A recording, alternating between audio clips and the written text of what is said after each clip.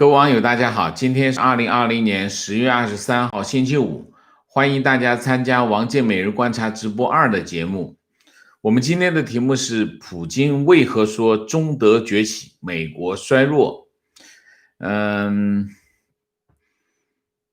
普京已经很长时间没有出现在我们视野当中啊，那么难得出来一趟，我们就说说俄罗斯，说说德国。说说美国跟他们之间的关系吧，那么这也是个和地缘政治非常密切的议题，先说新闻10月22号，在莫斯科瓦尔代国际辩论俱乐部举办的这个视频会议上，普京说美国和俄罗斯决定世界最重要议题的时代已经过去了。他说，中国和德国正在成为新的世界强权普京这么说，他说美国、英国和法国在世界中的影响力正在式微，中国和德国的经济与政治实力不断的成长。他继续讲，他说如果美国还没有准备好和俄罗斯讨论重要的世界议题的话，俄罗斯就会和其他国家讨论。他说希望新的美国政府愿意在安全与控制核武器等议题上与俄罗斯展开对话他说到跟中国的关系，他说我们不需要和中国建立军事同盟，但理论上来说这是可以想象的可能性这是个可以想象的可能性。毫无疑问的是，俄罗斯与中国的军事合作能够强化中国解放军的防御能力，时间会证明这项合作关系会如何发展。俄罗斯不会排除与中国建立更紧密军事关系的可能性。那么，其实中俄之间一直在拒绝讨论成立这个军事同盟的可能性在以往普京说，俄罗斯已经与中国分享了机密的军事科技技术。希望能够帮助中国提高自己的军事潜力。不过呢，他说这是相关资讯是机密不会有更多的细节。新闻还有一个就是美国政府上个星期拒绝了俄罗斯关于这个新战略武器裁减条约延长1年的建议，美国不同意美国说这项提议没有成功的希望也就是说美国不希望延长新的战略武器的裁减条约延长1年的时间美国跟俄罗斯是2010年签署的这个条约2021年到期2021年2月到期这项条约限制俄罗斯和美国部署这个核弹头的数量，以及用来发射核弹头的运载工具这段时间其实俄罗斯的话题很少，只有一个话题，就是俄罗斯影响这个美国的大选那么 FBI 出来说过一下其他就没有什么。那么我们就讲讲俄罗斯。俄罗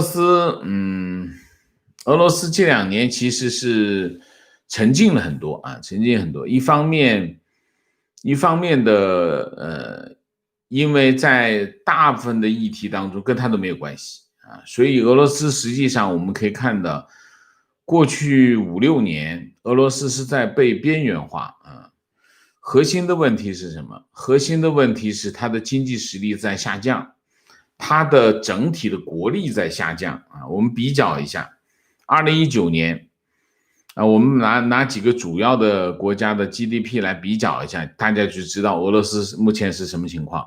2019年俄罗斯的 GDP 是15800亿15800亿，全球排名第12。第一是谁？第一是美国21万亿，俄罗斯是1.58万亿，基本上就是美国的零头多一点中国第2，中国是14.2万亿排第2。第3是谁？第3是日本5.2万亿第4是德国德国是4.07万亿，德国其实比日本还差很多然后就是印度印度就差很多了，印度一下子掉，第六是印度，印度直接就是2.92万亿，所以实际上你可以看，第一阵营就是美国跟中国啊，那么21跟14，然后啪下来，一下下来到哪里？一下下来到日本，日本就剩下了5万，5万的话就跟中国差不多是中国的1/3了啊，1/5了啊，1/3了啊。然后第二阵营就是日本跟德国，然后啪一下再往下一跌，跌到不到3万亿，印度已经是不到3万亿了。所以实际上你看着俄罗斯已经跌到非常厚了啊，非常厚。俄罗斯应该是它的 GDP 都不如广东省啊。那么所以俄罗斯已经没有太多的能力去介入国际事务啊。讲一下俄罗斯的情况。俄罗斯的今年以来，莫斯科已经发生过4、5起大规模的游行，其中有一次，是8年来最大的一次，有5、6万人参加这抗议游行。那么民众的抗议的背后其实是什么？其实是生存环境越来越艰难啊，对这个生存环境的不满。那么真正的俄罗斯其实发生一个这么重大的转折的时间是什么时候？是2014年。2014年的乌克兰啊，俄罗斯吞并了乌克兰的克里米亚半岛，那么引来了西方国家的严厉制裁。西方国家严厉制裁，与此同时发生了另外一件事情，就是油价开始跌下来，一直跌下来，跌到现在啊。所以呢，就油价长期低迷啊，然后俄罗斯对于俄罗斯来说，它最主要的出口产品就是石油啊。那么油价低迷啊，那么对它的打击是非常沉重的。然后是西方国家的制裁，所以它的 GDP 就已经少了。它应该现在的 GDP 相当于2014年以前的，应该是不到一半了啊，不到一半。它本来就家底不厚啊，然后整个的工业体系就开始，它的工业体系其实2014年以后，西方国家的制裁加上这个油价低迷，它的整个工业体系开始解体啊，所以维持这个国家还是有点困难啊。虽然2000年到2010年左右油价那么高，俄罗斯是发了一笔小财啊，但是这点钱对一个这么大的国家来说，那没什么太大的用处。普京一直执政啊，那么普京讲了一句什么话呢？就是给我20年，还你一个强大的俄罗斯啊。普京真的执政了这么多年，所以但是他的这个豪言壮语实际上在打脸。那么俄罗斯的策略是什么？俄罗斯的策略主要是经营中东，在中东支持叙利亚啊，然后再给美国很多麻烦啊，他支持叙利亚，然后伊朗等等啊，他反正就是给美国制造麻烦。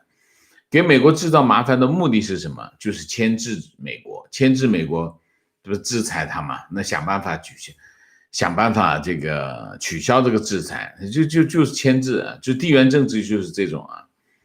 但是实际上，他的在中东，苦心经营这么长时间，川普总统就是一招就把他搞定了啊。哪一招？就是制裁伊朗。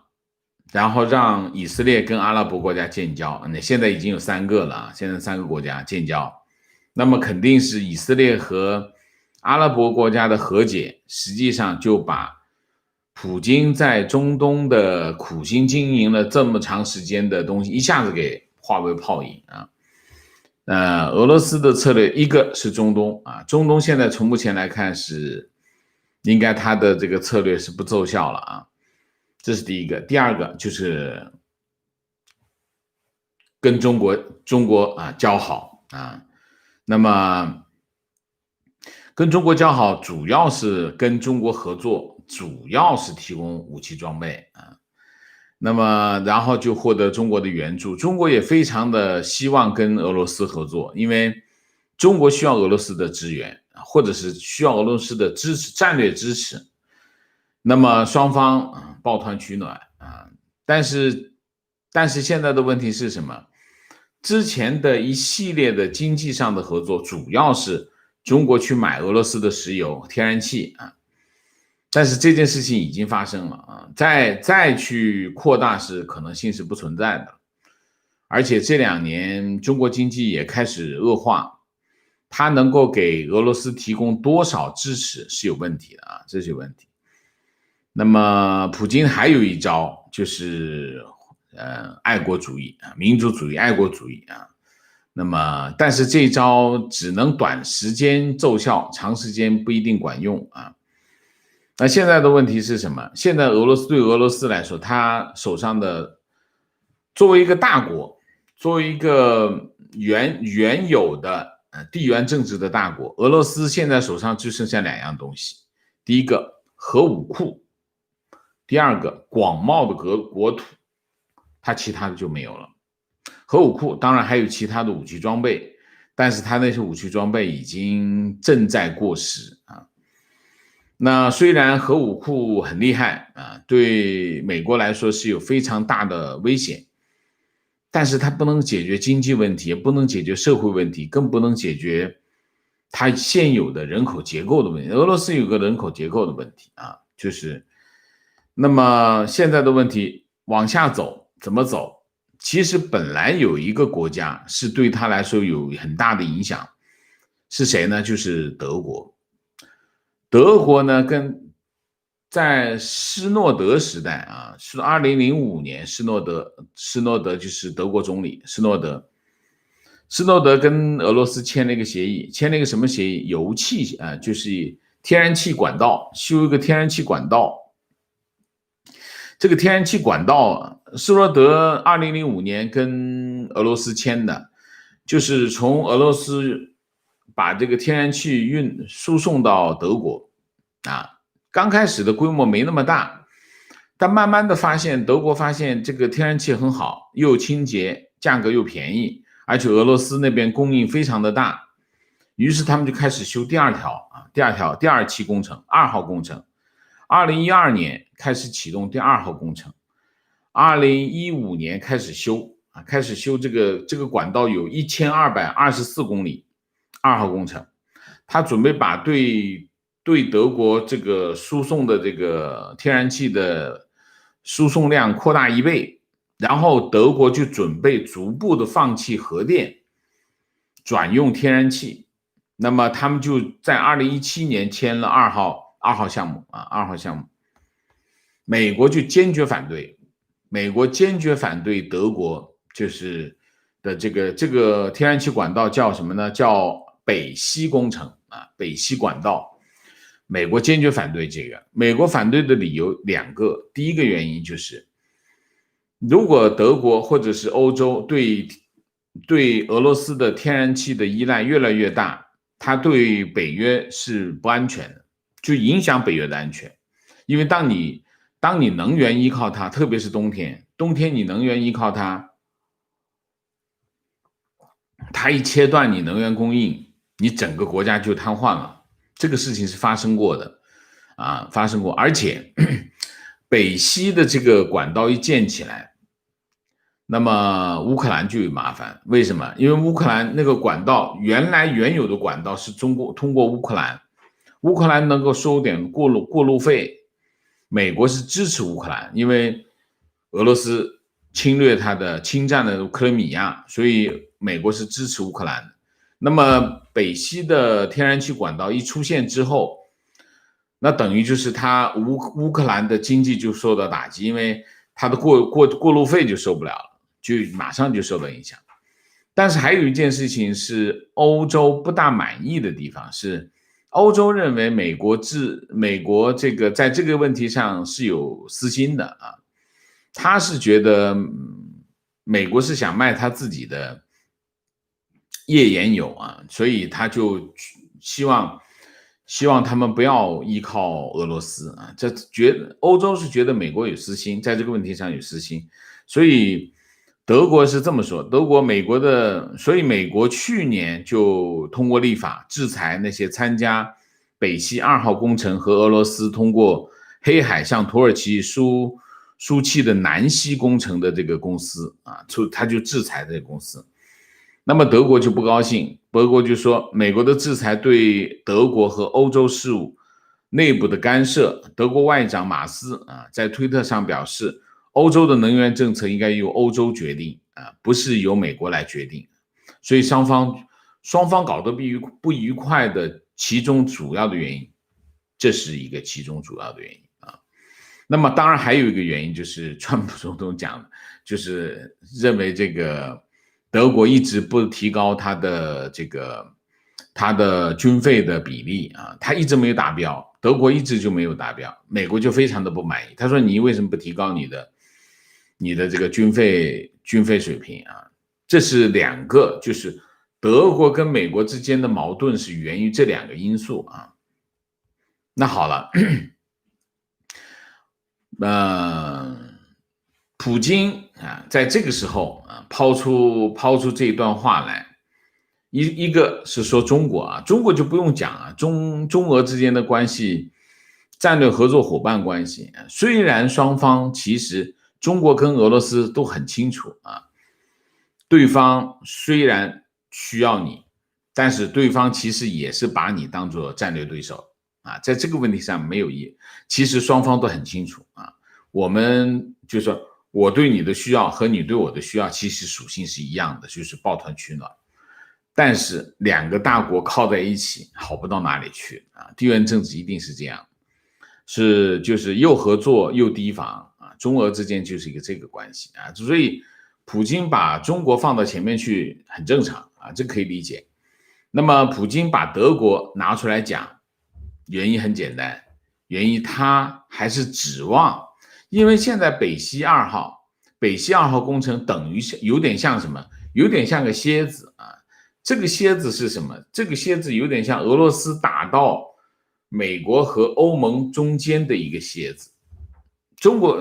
美国对欧盟不满意，其中对德国不满意，跟这个北溪2号工程是有关系啊。所以他当然就去讲啊，把德国给抬起来啊。那么为什么还是要去踩一下美国呢？踩美国顺便踩一下英国跟法国呢？踩美国当然从普京的感受，从俄罗斯的感受来说，美国一直是把俄罗斯当作战略对手，在没有把中国作为主要战略对手之前，美国一直是把俄罗斯当为主要战略对手。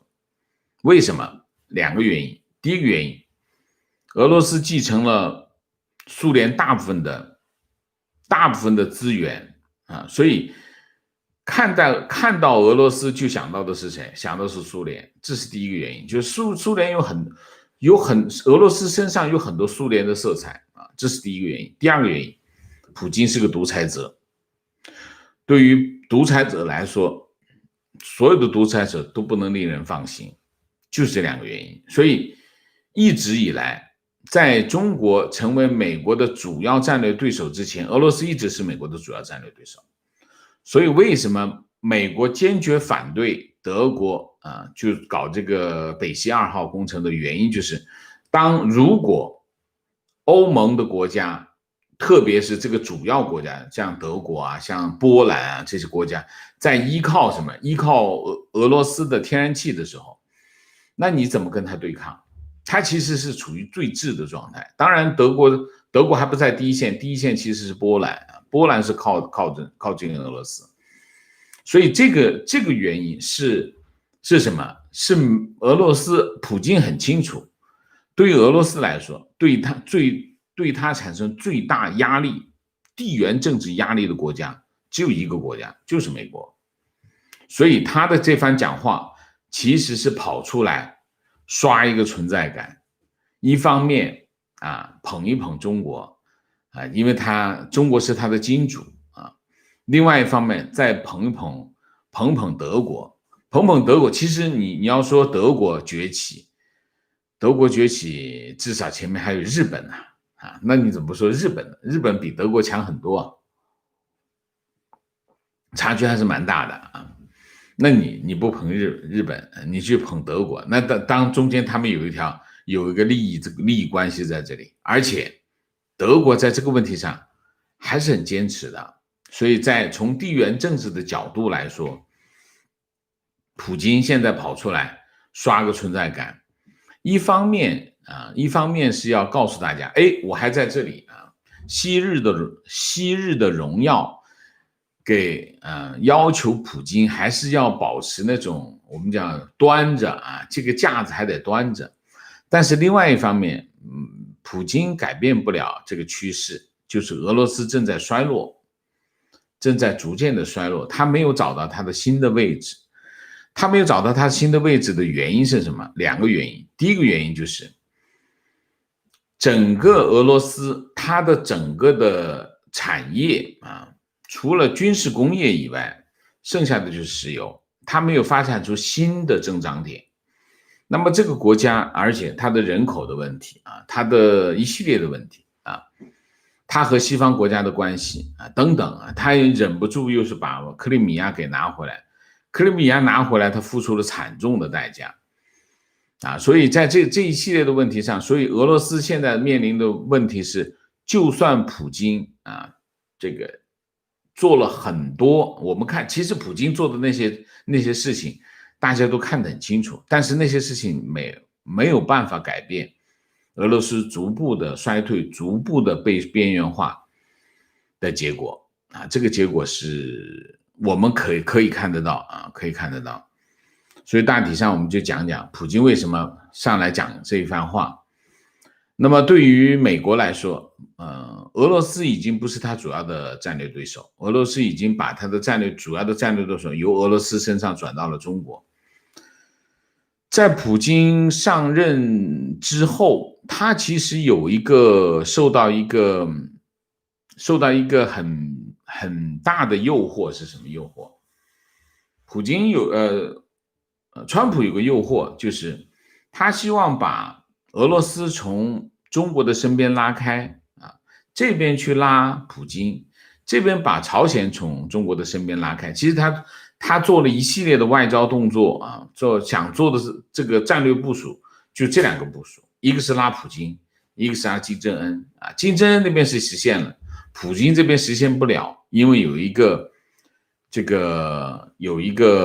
针对他的调查，所以他变得这个动作做不下去啊，做不下去，所以他只做了一边啊，只做了一边。但是那边我是觉得是很难成功啊，为什么？因为对俄罗斯来说，他真的不是朝鲜，他不是朝鲜，他没那么容易，他没那么容易改变，因为美国跟俄罗斯之间的战略对峙不是一两年的时间，已经好多年了。它有很多战略利益纠织在一起，它没有办法一下子解开。当然，你说从政治的高度啊，美国去拥抱俄罗斯也是不可能，因为实在是信不过他，一个独裁者，然后继承了苏联的衣钵。美国怎么会相信一个这样的国家？那是不可能的事情啊！所以在这个问题上，川普总统有这样的意图，但是没有实现。没有实现，其实就算他做了这些动作，他也实现不了啊。可能某种程度上可以达到某些效果，就是让中俄之间没那么近啊，但是还是改变不了啊。大体上是这样啊。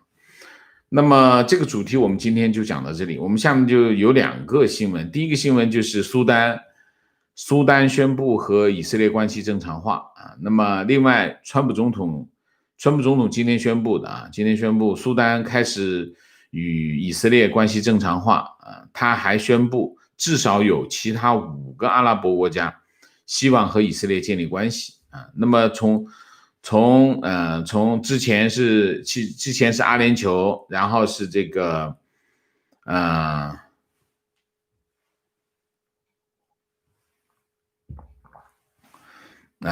那么现在已经有3个了啊，3个了。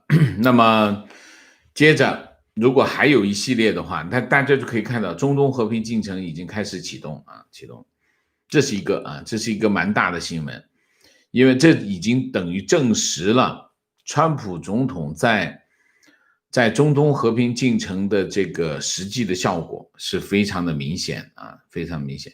一个是现在就是一个是巴林，一个是阿联酋，现在加上苏丹，大体上这样。我们今天就讲这么多，那我们下面就进入互动。进入互动之前，例行公事，请大家点赞，请新来的网友订阅，请大家加入我们的会员，支持我们做更好的节目。那么进入互动之后，请大家不要聊天，4个情况、问题、观点、情绪好吗？好，我们今天看看大家有什么高见观点美国在这两个老头之间选择总统，确实给人衰落的感觉美国在这个两个老头之间选择总统，确实给人衰落的感觉没有，我怎么说呢？这一次总统选举的确很特别那不仅仅是华人，当然在华人我们看得更清楚就是两个总统的支持者他们尖锐的对抗而且这种尖锐的对抗到了你死我活的地步这在以往其实不仅仅是华人，其实美国其他的也差不多是这个情况，这个情况有点不正常有点不正常，以前没有发生这么以前也对抗以前我们看也是对抗，也是很激烈对抗，但是没有这次非常激烈这次非常激烈。观点与提问：纵观近代史，对中国最坏、伤害最严重的其实是俄国。双头鹰的作风发挥到淋漓尽致，俄罗斯不会甘于现状。提问王老师，俄罗斯是不是在韬光养晦，等待时机再度崛起？有再度崛起的可能吗？可能会是什么样的契机？是否可能在等待如同二战末期投机参战，来获得巨大的好处，恢复过去的光辉？我觉得俄罗斯已经用完了他的运气了吧？那么俄罗斯其实大家对俄罗斯都很清楚这是这个国家，他很投机很投机，然后他通过投机还每次都成每次都成他有一些关键性的资源比如说武器军队等等关键性资源。但是俄罗斯的衰落，我觉得是很难阻挡，我认为它是很难阻挡。俄罗斯有可能2次解体都不一定，你可以看吧，我们其实都能看得到。对于俄罗斯来说，它的机会不多了原因是什么？原因是它错过了一系列的机会你比如说加入 WTO， 它就错过一个这样的机会，实际上它一直游离在全世界经济循环的以外，他一直在外头。虽然他后来加入，但是他错过了什么呢？错过了全球产业链重构的一个关键时间，这个时间他没有在 WTO 里面，所以他在整个经济体系之外所以第一个他错过了这个错过了第一个阶段。第二个阶段他错过什么？信息革命信息革命时代，俄罗斯也错过了。当然说，他首先是错过了第一个机会，他就错过了第二个机会信息革命实际上是跟第一个机会是有关系的那么这两个机会错过了呢，我认为俄罗斯就没有什么太多的机会。你看一下他印度他都超过他印度都超过他，那你想想，他已经没有什么机会了，他就慢慢的衰弱下去所以俄罗斯是有可能2次解体，就是苏联解体之后，俄罗斯有可能再次解体，它是维持不住这么广袤的国土的，如果它继续衰落下去的话，它是没有能力维持这么庞大的一个国家的。观点：中共跟俄罗斯靠拢是为了地缘政治上稳住俄罗斯，害怕不腹背受敌，因为历史上吃过北极熊太多的苦头，同时在军事上获得想要的技术。但是骨子里，俄罗斯人是根本看不起中国。同样，中国也从来没有把俄罗斯当做最大的奖赏敌，也知道老毛子从来不会雪中送炭，只会落井下石。看不看得起啊？中国人很在乎别人看不看得起你啊。最重要的其实还是会不会找你讨论一些，就像普京刚才讲，以前普京其实有点抬高自己了，说在此之前是美国跟俄罗斯讨论这个主要议题。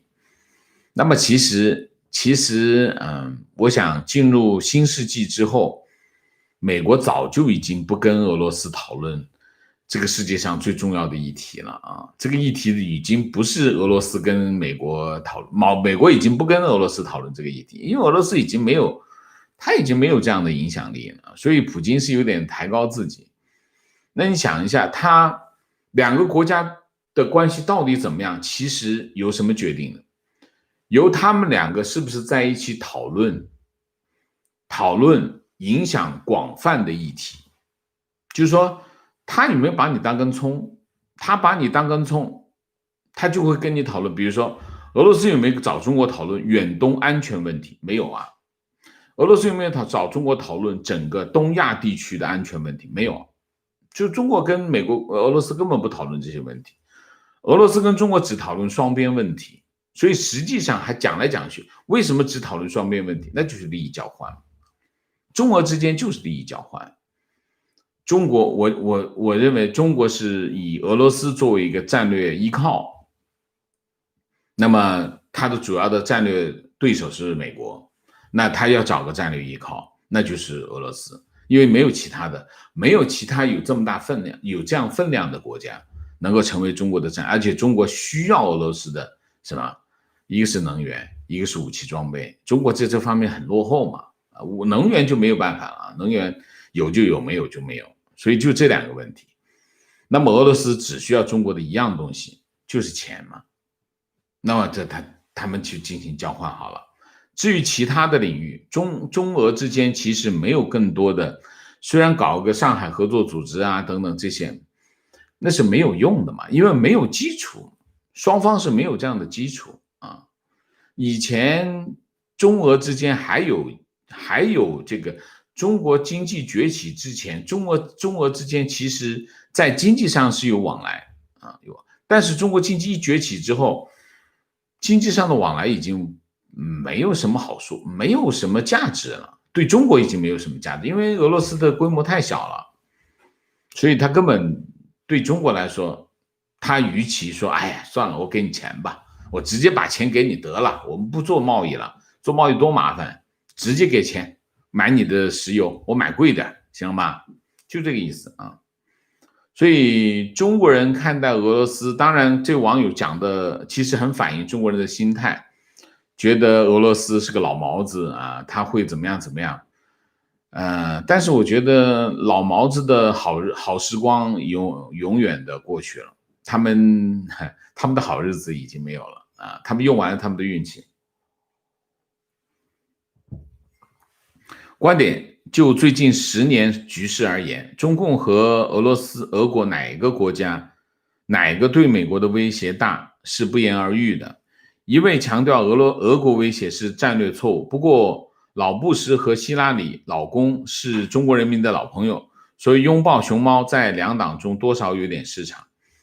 是这样啊，就是说把俄罗斯作为战略对手是川普总统之前的美国总统的政策啊。那么这个判断对不对呢？这个判断基本上是不对的，因为其实俄罗斯已经衰落了，直接衰落了，已经衰落一段时间了。其实就是说，就算是2014年乌克兰危机之前，俄罗斯已经衰落啊。所以我就讲，俄罗斯在错过了加入世贸组织，错过了这个全球产业链重构的那次机会之后，然后他就跟着就错过了信息时代的这个信息化的一个这样的过程，错过这2次机会，他就开始衰落了啊，他撑不住的了啊。提问：叶普虽然是威权，但较之苏共当是从良好多，且与中共同在90年代，我怎么看不懂你的话？全世界的资本主义体系，而且俄国的科技基础远超中国，但30年来中国异军突起，俄国为什么不起反衰？俄不能完成全工业体系的原因是什么？就是一个原因，市场。所以市场经济是很厉害的啊！大家要知道，一个国家要崛起啊，它不是说我拿到一笔钱我就崛起了，不是的，它其实是要不断的获取资源，你要有一个机制。我们举个例子，我们就说日本很厉害，日本厉害在哪里？它有很多的很强大的公司，这些企业，日本的企业很能赚钱，而且全世界去赚钱，然后他们赚到钱就搬回日本，所以日本它就很厉害，它经济体就很强盛啊。所以虽然你看日本现在衰落，日本也在衰落，日本衰落的原因是因为它的这个老龄化的问题啊，它年轻越来越老啊，年轻人越来越不生小孩。其实俄罗斯也是这样的问题，俄罗斯现在也是年轻人不愿意生小孩，所以它出生率越来越低，它人口结构的问题也是。俄罗斯的人口的问题跟日本的人口问题是差不多的，只是日本更严重啊。所以你可以看，你一个国家要崛起啊，有很多的条件。那么人口的问题一出现，那很多东西人口基本上也是个系数。我讲一个国家有2个系数，一个系数就是安全，如果你安全是0，你后面的数字再大都是0啊。那么还有一个系数就是人口，你所有的东西都是建立在人口的基础上。所以以前中共讲的那个话其实是违反常识。中国说啊，我们中国这个人口众多啊，这意思就是我们负担很重。人口不是负担，人口是资源。任何一个市场经济的国家都很清楚这一点，没有人口啥都没有，整个经济就会完蛋的。所以你看，日本老龄化对日本的国运影响非常的大，俄罗斯情况也是一样。那么中国以前讲啊，我们人口负担很大，包括前一阵子这个李克强说啊，这个我们要解决就业问题，你没有就业就是14亿张嘴，有就业是14亿双手，这个话都不对的啊。人口本身就是资源啊，这是一个。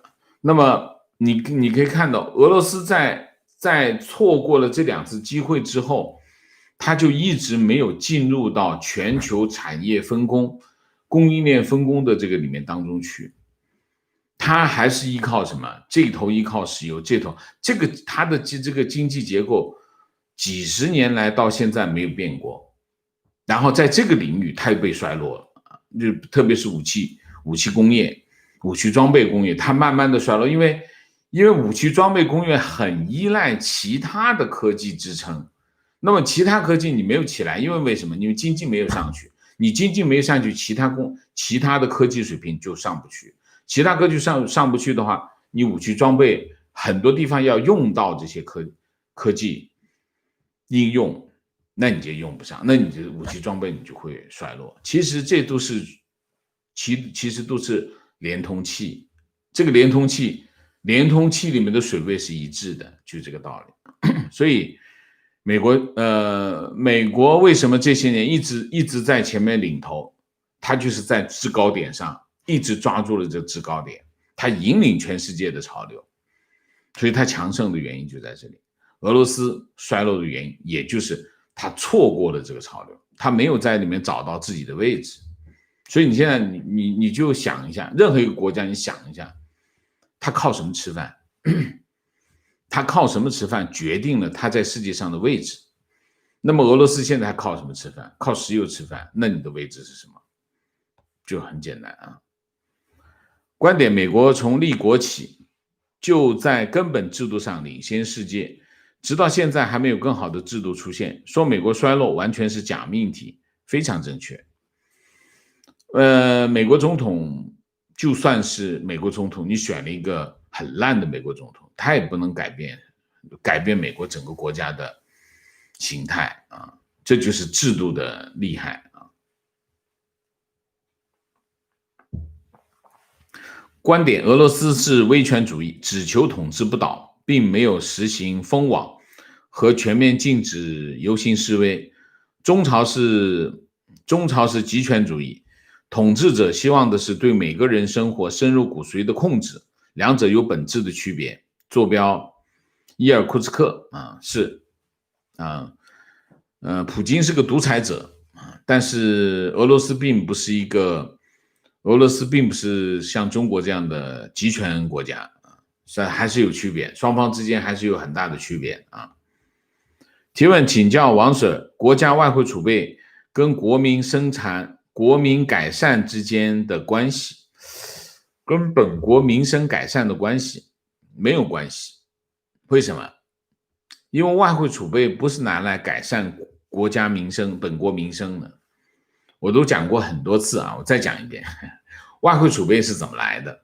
外汇储备就是你有笔钱，我就讲简单的吧，你有笔钱，你是一个外商啊，你准备去中国投资10亿美元，然后你就把这笔钱汇到了中国啊，然后在银行开了个账号，你把钱汇进去，然后你就跟银行换钱，把这10亿美元换成了人民币啊。然后你就在投资，然后手上你就拿了一个水单啊，这个水单就是你换成把美元换成人民币的这个凭证。你换这笔钱换进去之后呢，因为人民币是个不可兑换的货币，不可兑换货币意味着什么？就是资本不能够随便流动啊，你资本流动要有凭证要有理由啊。那么中国人民银行就对所有把钱换成人民币的人，提供一个汇兑保证就是你把钱换成了人民币，当你需要的时候，你可以再把钱换成美元，或者是换成外汇，这叫汇兑承诺。那好，你把钱换成了美元、人民币，美元在谁手里？美元就是外汇储备，就这么简单。然后等你要换走的时候，人民银行就把这钱再换给你。当然我是把所有的环节全部去掉啊，简单的让这件事情讲得更清楚，就是这么简单。那么另外一个人也是做同样的动作，很多人在做这个动作的时候，我手上就有一堆的外汇储备。外汇储备是人民银行或者叫中央银行完成它的汇兑承诺的一个凭据。如果他手上没有这些钱，他就没有办法实现汇兑承诺。所以他手上的外汇储备，他手上的外汇，在中国是只能使用人民币的，就在中国法定货币叫人民币，也就是说你在中国使用的货币只能是人民币，不能是其他货币啊。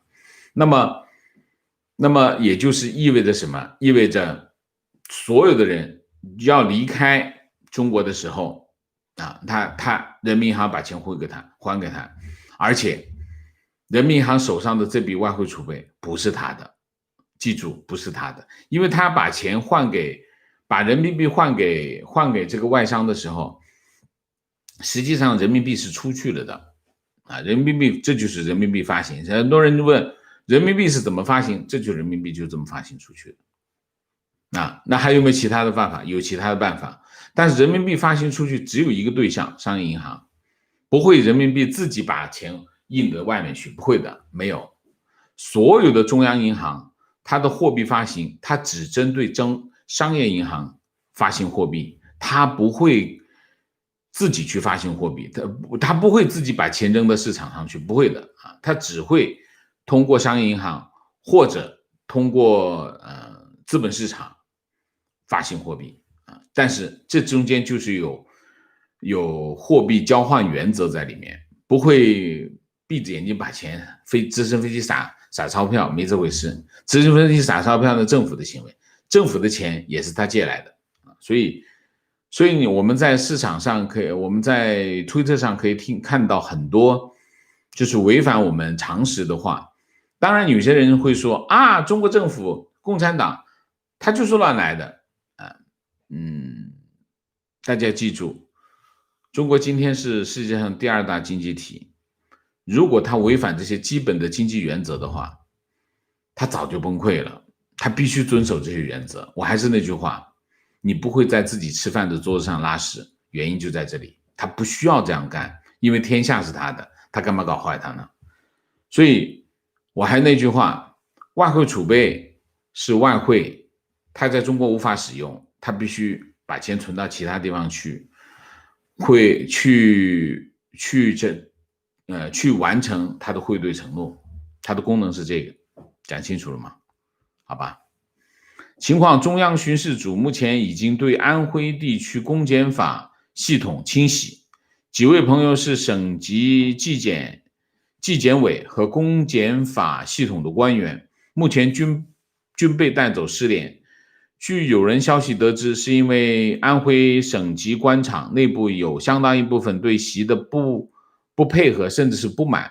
此次朋友被带走，便是政治队伍站错，遭牵连。请问先生对本次巡视组的再次巡查是否会巩固习的地位，或者是加剧党内对习的不满和抵触？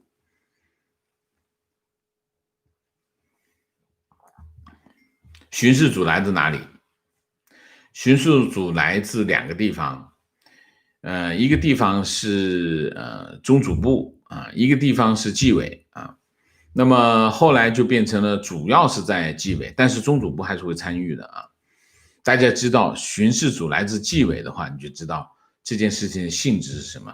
巡视组其实上来就是找麻烦的，巡视组到各地去，他不是去检查工作的，不是的。巡视组第一个任务就是找麻烦，抓把柄的抓把柄，对地方政府也好，对政府中央部委也好，他其实最核心的任务是政治任务，就是要这些官员，首先就是要这些1把手、2把手在政治上服从，这是他的首要任务。你要是不服从，那就把你清洗掉，那就以一个什么罪名把你清洗掉，所以巡视组他干的就是这个。你说的这件事情，就是巡视组从2013年开始，2013年巡视组慢慢的成型那2013年开始到现在，巡视组一直在干这个事情。这就是为什么习近平他慢慢的把他的权力越来越巩固的原因就在这里。他就用各种各样的手段，巡视组其实是一个手段，巡视组是纪委反贪的其中一个模式。所以当年这个王岐山和习近平之间的他们的政治联盟，对习近平来说是非常重要的。习近平可以在短时间内站稳他的脚跟，然后摄取这么大的权力，跟王岐山是有关系的。王岐山通过纪委对从上到下进行清洗，这个清洗是全面性的清洗，而且他把这个巡视组的范围一下扩大到什么？原来只是针对地方政府、省政府，其实省委、省政府1把手、2把手巡视一下，看一下他们有什么毛病，把有毛病给抓毛病了，没毛病就过了到了王岐山这直接扩大到所有的单位，没有一个落下，目的就是这个。他主要的任务是政治任务提问王老师，什么时候开始中国人那么在乎别人看不看得起？太在意别人看法，岂不是活得很累？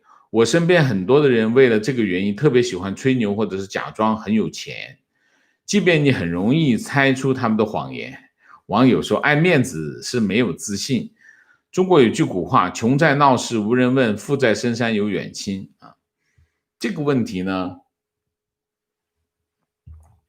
这个问题呢是有两个问题啊。第一个问题呢，就是为什么中国人这么在乎别人看不看得起自己？在乎别人看得起自己呢？这其实是什么呢？其实就是因为穷，没别的。因为你穷，所以你才会这么对别人看不看得起自己那么在意啊。如果你有钱的话，你根本不在乎他看不看得起你，你根本不需要理他，因为有大把的人往你这靠，所以这没有别的原因。所以啊，这分析这种民族心理，那种民族心理都不是。我认为就是一件事，中国人普遍性的贫困。而且这个普遍性的贫困不是1年2年、10年8年、100年200年的问题，是中华民族长期不是短时间啊，是穷了1、2千年的。中共老说中国人过去100年的耻辱，其实中国人不是100年耻辱，是1000年耻辱。中国人一向就是很穷，中华民族只有一个人有钱，就是皇帝有钱，除了皇帝以外，中国人一直都很穷。所以中华民族的这个民族性深深的包含了一样东西，就是贫困。中国的很多东西都跟贫困有关系，所以这个包括这个问题，就是说很在意别人看不看得起你。其实如果你堂堂正正的做人，你就像一个日本那些百年老店，一个小店就做一个米糕，做了几百年，他活得很好，他就做这个米糕，他就获得了他的尊严，获得了他的承认，获得了他的社会地位啊，他还有收入也很好。这就是一个不同的民族，它中间它的差异就在这里。中国的问题就这是一个问题。然后翻过来，中国人就天天讲，哎呀，你不要去在乎别人的感受，你活好自己就好。其实这也不对，这是不对的。中国人太不管别人的感受了。你看看这些中国游客啊，就是小孩子在马路中间撒尿这种，中国人太不重视别人的感受了。我还是那句话，教养是什么？什么叫教养？教养就是重视别人对你的感受，这就叫教养。教养是从这里开始的。我们先不说更高层次的，中国人普遍的需要解决这个问题，就是你一定要重视别人对你的感受，他对你的看法。中国人太不重视别人的看法，还是讲句不好听的，那叫什么？那叫厚脸皮，脸皮太厚。中国人的脸皮太厚了。中国人需要重视别人的感受。这两个问题是很极端的两个方面啊。说啊，我要天天重视别人的感受，我就活得太累。中国人不是中国人活得太累，不是因为你重视别人的对你的感受，中国人活得太累是因为你太穷，没别的原因。穷了太多年，所以稍微有点钱就烧的不行。核心的问题是这个，我还是这么认为啊。提问：俄罗斯也是民主政体，人人都可以自由投票。请问王老师，俄罗斯普京独裁是因为俄罗斯这个民族的问题吗？还是普京采取了黑箱操作，坐稳总统宝座？好问题，非常好的问题。独裁者呢，他是摄取了权力啊，摄取了非常大的权力，但并不是说他的整个政体变成了独裁，那就是集权体制啊。集权体制跟独裁者是有不同的啊。当然，独裁者可以是来自集权体制，你比如说习近平就是独裁者啊，因为他是专制体制，专制体制上面的那个人一定是独裁者。但是独裁者他可以是在民主政体上的一个独裁者，为什么？他获得了很大的权利，他通过民主政体获得了很大的权利，他甚至修改这个制度，让他有更大的权利。那么没有人去制约他，没有议会没有办法制约他，他不就变成独裁者？所以两者之间是有差别的，这是第一。第二，俄罗斯人是不是有毛病？俄罗斯人我觉得听信普京嘛，因为俄罗斯人还是有那种民族的骄傲啊，就是说我们曾经有光辉的地位啊，那么俄罗斯有灿烂的文化啊，那么现在我们不甘于现在做一个二等国家，我们不愿意做二等公民，我们希望有一个领袖出来，带领我们重新重建我们国家的光辉。那普京就跑出来说，我就是那个人，我给我20年，我能给你一个骄傲的俄罗斯。结果当然现在普京没有做到啊，就是这样。其实整个的原因就是基于一个这样的原因啊。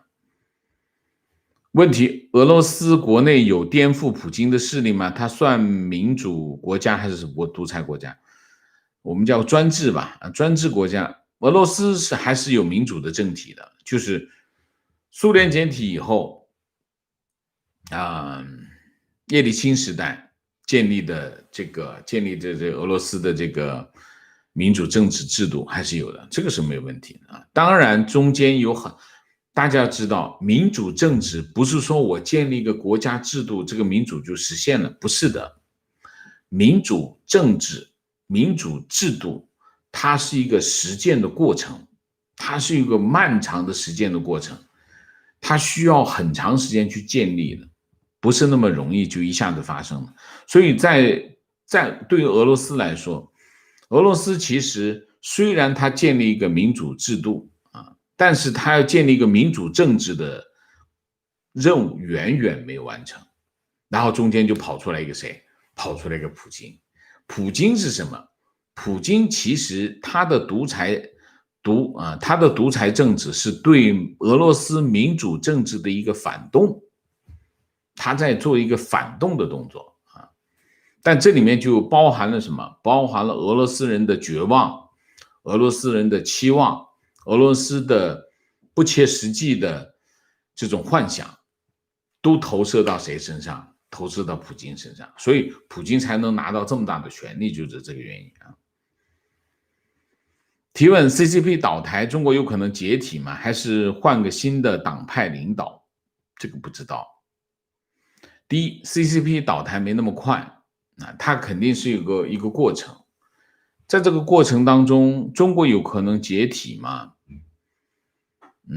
不好说，真的不好说啊。这个还是要看中国人自己的政治智慧，就是说这里面有很多因素要考虑。第一个，中国的，你看很多国家在很多关键的时候，他们做一些很理智的选择，在这种理智的选择对这个国家未来的国运的发展影响很大。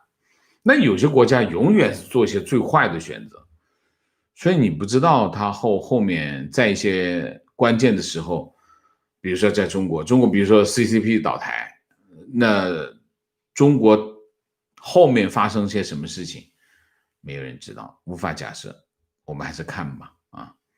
情况，管虎拍的抗美援朝片《金刚川》，因为细节有疏忽被网斗，扣大帽子，大有文革之风。该导演关闭了微博，文化人活得战战兢兢啊！现在的中国文化已经怎么说呢？我见到的现在基本上是文字狱最严厉的时期，就是我见过的啊。就是说，以前我们像6·4啊、反精神污染、反自由化等等，中共搞很多文字狱，中共是文字狱的集大成者。但是现在的文字狱是我见过最厉害的事，所以你讲文化呢，是毫无疑问是很难做的。现在啊，你看看现在的中国的拍的电视剧，你就知道都胡说八道到这个地步了啊。观点：美国总统大选为何有如此前所未有的对抗？原因是美国现在得了一种病，名叫渗透，而且病得很重。这种病带来第四权的沦落，思维模式的改变，社会严重分化，这跟台湾、香港的情况极其相似，是那么的熟悉。美国今天最大的敌人不是他人，而是美国本身。我觉得大家对美国自己的批判，这是一个非常好的事情这就是制度的自我修复的一个过程。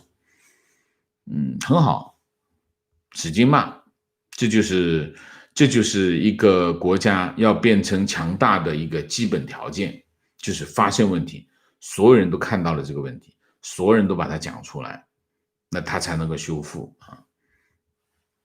观点，我认为抖音、快手和无数娱乐至死的节目才是对全民的侵蚀。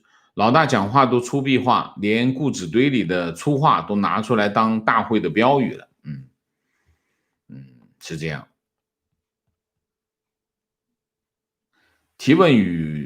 观点与提问：川普执政4年，曾批评他的同党为左倾和假共和党人，曾批评他的主流媒体左倾，曾批评他的学术界是左倾，曾批评他的盟国为左倾。川普作为美国总统，试图告诉我，美国这个民主国家的政界是彻底腐败的，媒体是虚伪的，学术界是堕落的。我宁可相信攻击美国的川普总统才是有问题。你怎么看？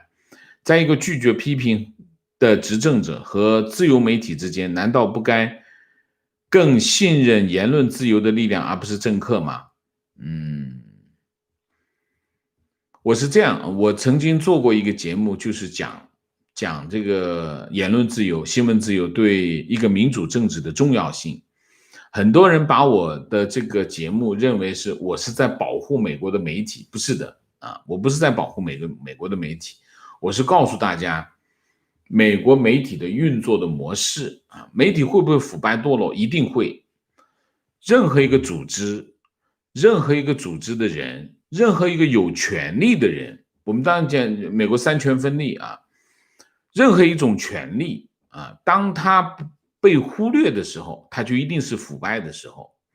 所以美国的媒体会不会腐败？当然会腐败。我不会为任何一个美国的媒体辩护，这个是我一直在做的。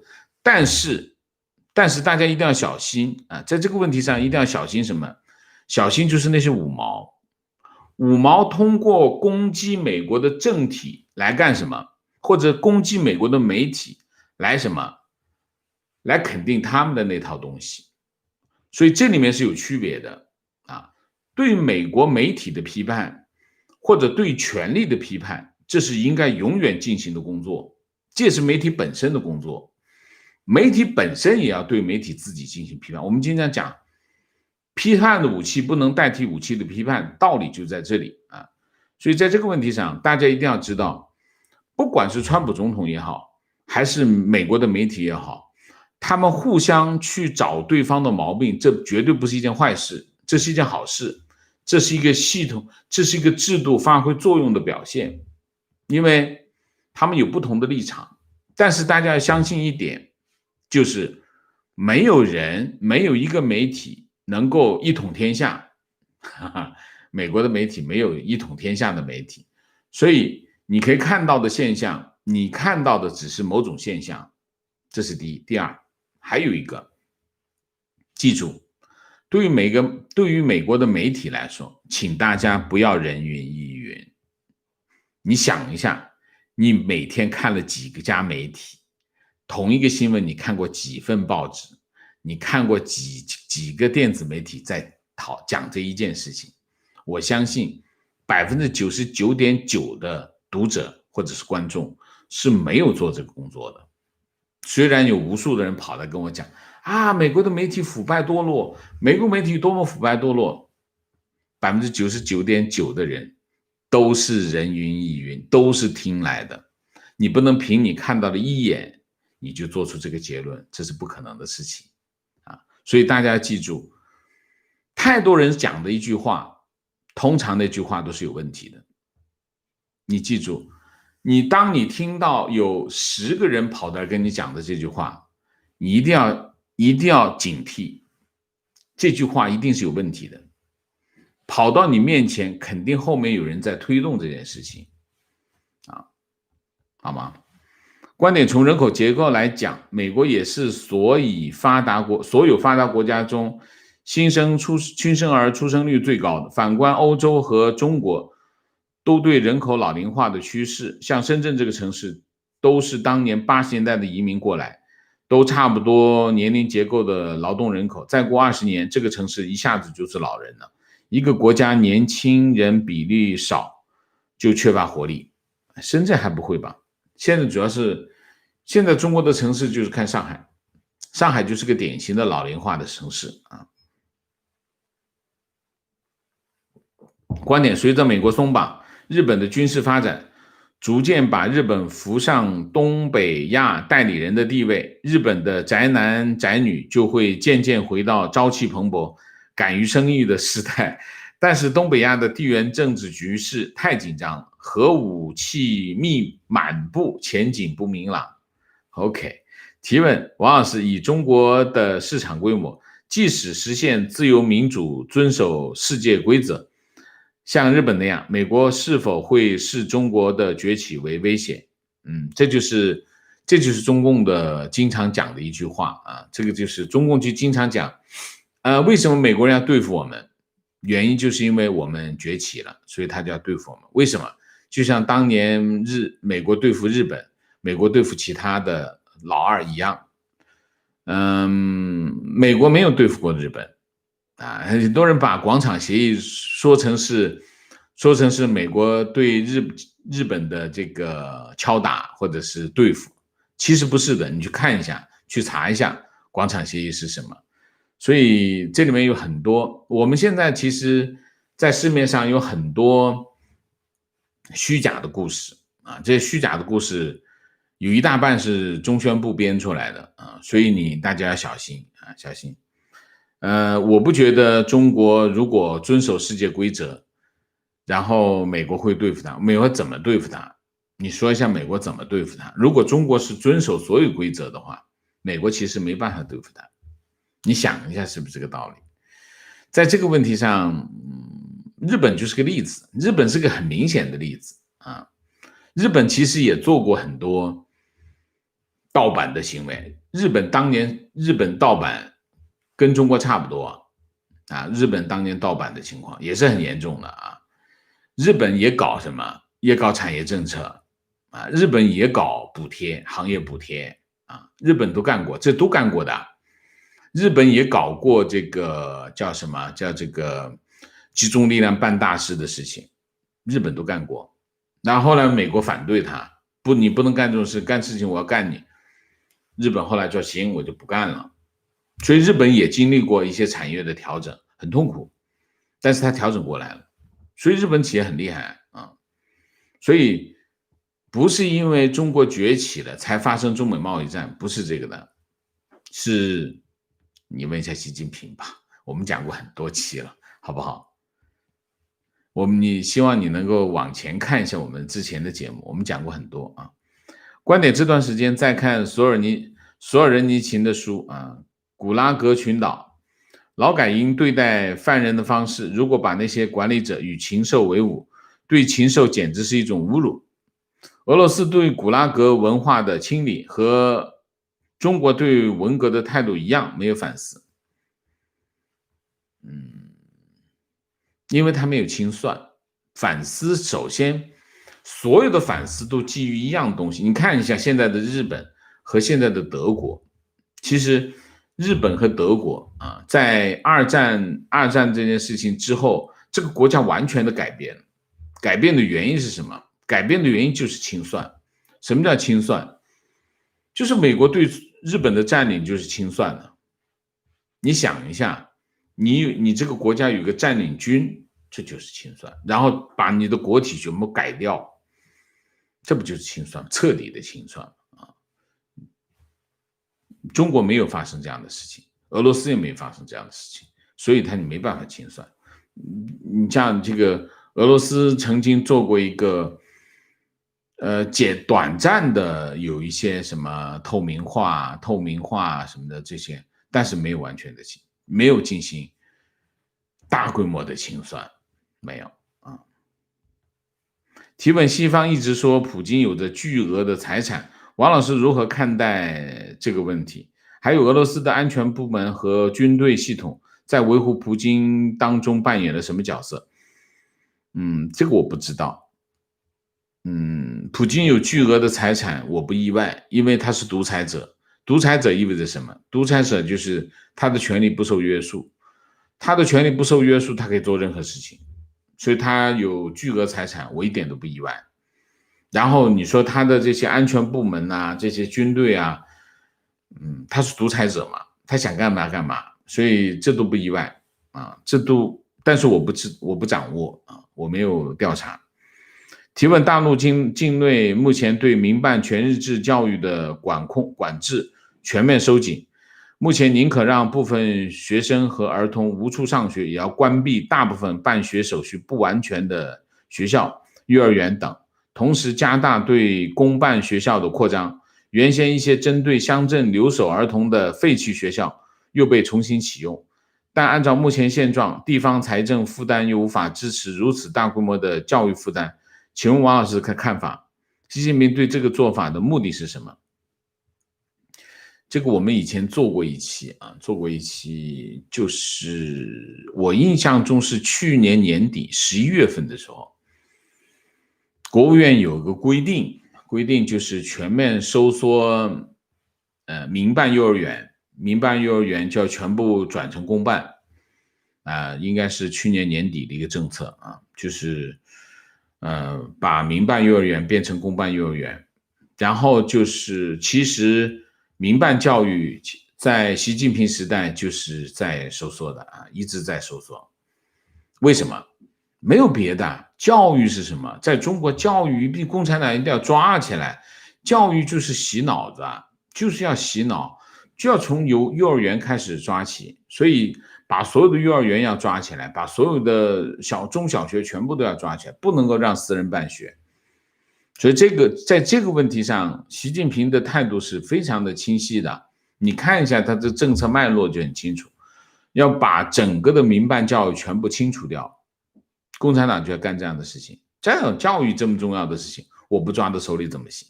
这就是习近平的想法，而且他在实施啊。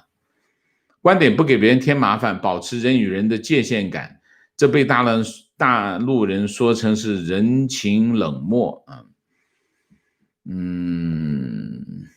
还是那句话，我们要离开两个字，粗鄙啊，离开两个字，粗鄙。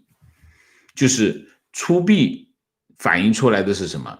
第一个就是不考虑别人的感受，这第一个。第二个，不考虑别人的不怕麻烦别人不怕出丑这就叫粗鄙观点王老师真正清醒的人，太多国人把左派媒体一棍子打死。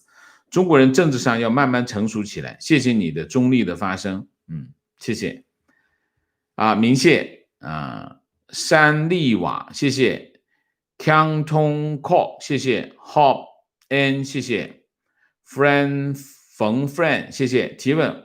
王舍答的只是外汇的其中一个来源投资，例如俄罗斯拼了命的卖石油，中国拼了命的做国际贸易，外汇储备有盈余收入这一项。